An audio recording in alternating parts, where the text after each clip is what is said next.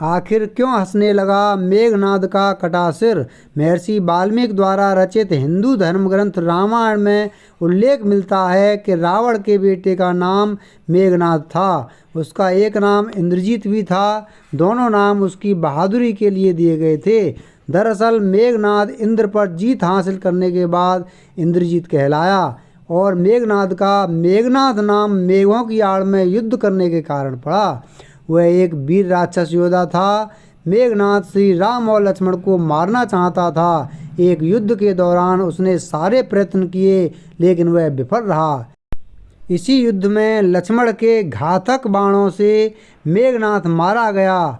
लक्ष्मण जी ने मेघनाद का सिर उसके शरीर से अलग कर दिया।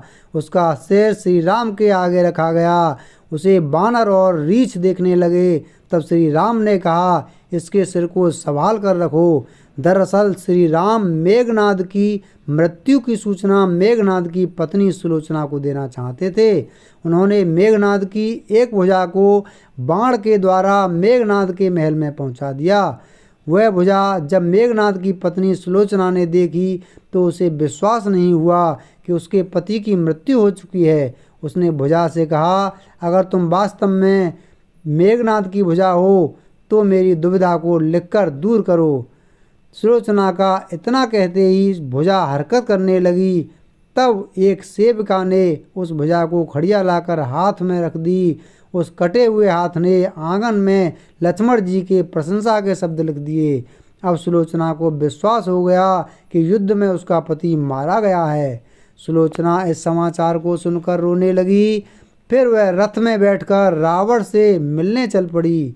रावण को सुलोचना ने मेघनाद का कटा हुआ हाथ दिखाया और अपने पति का सिर मांगा।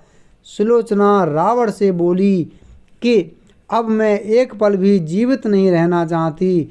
मैं पति के साथ ही सती होना चाहती हूँ। तब रावण ने कहा, पुत्री 4 घड़ी प्रतीक्षा करो। मैं मेघनाद का सिर शत्रु के सिर के साथ लेकर आता हूँ। लेकिन सुलोचना को रावण की बात पर विश्वास नहीं हुआ। तब सुलोचना मंदोदरी के पास गई।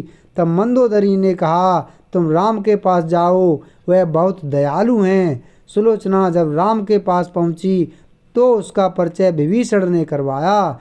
सुलोचना ने राम से कहा, हे राम, मैं आपकी शरण में आई हूँ। मेरे पति का सिर मुझे लौटा दें ताकि मैं सती हो सकूं। राम सुलोचना की दशा देखकर दुखी हो गए। उन्होंने कहा, मैं तुम्हारे पति को अभी जीवित कर देता हूँ। इस बीच उसने अपनी आप बीती भी सुनाई। सुलोचना ने कहा कि मैं नहीं चाहती कि मेरे पति जीवित होकर संसार के कष्टों को भोगें। मेरे लिए सौभाग्य की बात है कि आपके दर्शन हो गए। मेरा जन्म सार्थक हो गया। अब जीवित रहने की कोई इच्छा नहीं।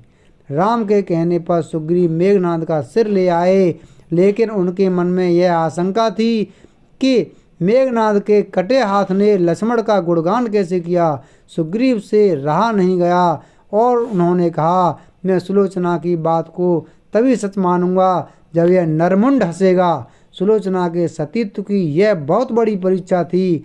उसके कटे हुए सिर से कहा, हे स्वामी, जल्दी हंसिए, वरना आपके हाथ ने जो लिखा है उसे ये सब सत्य नहीं मानेंगे। इतना सुनते ही मेघनाद का कटा सिर जोर जोर से हंसने लगा। इस तरह सुलोचना अपने पति का कटा हुआ सिर लेकर चली गई।